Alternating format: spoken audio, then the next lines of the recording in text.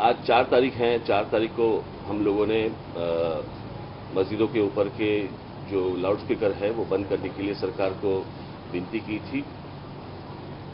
और 4 तारीख के बाद हम लोग अगर लाउडस्पीकर चलाए गए तो उसके सामने हम लोग हनुमान चालीसा इस महाराष्ट्र में देश में लोग चलाएंगे, लाउडस्पीकर के ऊपर चलाएंगे, ये हम लोगों ने कहा था। उसके हिसाब से अगर महाराष्ट्र में आज का मुझे जो समझ आया है, जो सुबह मुझे बताया गया, उसके हिसाब से कुछ 1400 या 1500 कुछ मस्जिदें हैं और उसके ऊपर से 135 मस्जिदों के ऊपर सुबह 5 बजे के पहले जो सुप्रीम कोर्ट ने जो बताया वो नियम तोड़कर 135 मस्जिदों के ऊपर सुबह अजान लगाई गई लाउडस्पीकर के ऊपर। मैं पूछ रहा हूं महाराष्ट्र की पुलिस को, इन 135 मस्जिदों के ऊपर आप कौन सी कार्रवाई करने वाले हैं?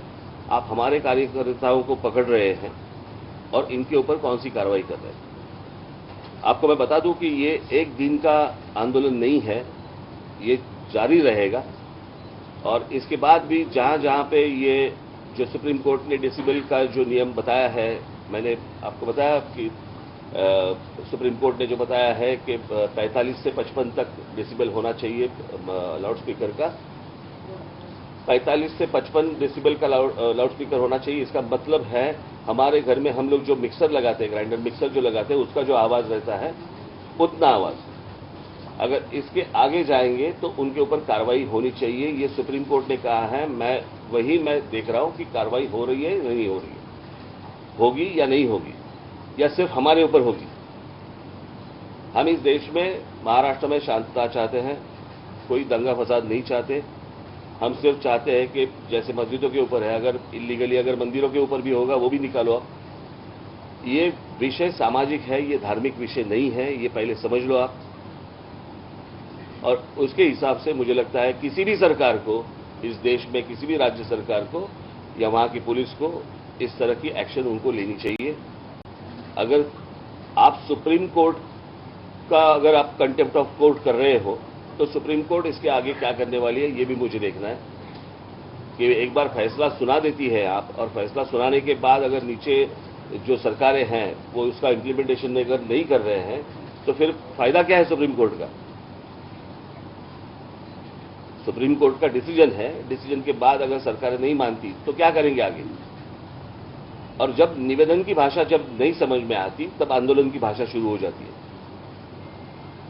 और इसके लिए आंदोलन है, ये एक दिन का आंदोलन नहीं है, ये चालू रहेगा जब तक ये आवाजें लाउडस्पीकर बंद नहीं होते, तब तक ये चालू रहेगा। महाराष्ट्र में जो लाउडस्पीकर के बारे में कुछ लोगों ने विवाद शुरू किया, उसके पीछे भारतीय जनता पार्टी, राज ठाकरे जी का इस्तेमाल करके ये लोग हिंदू में झगड़े लगाना चाहते हैं। बात सिर्फ मस्जिद के ऊपर लाउडस्पीकर की नहीं है।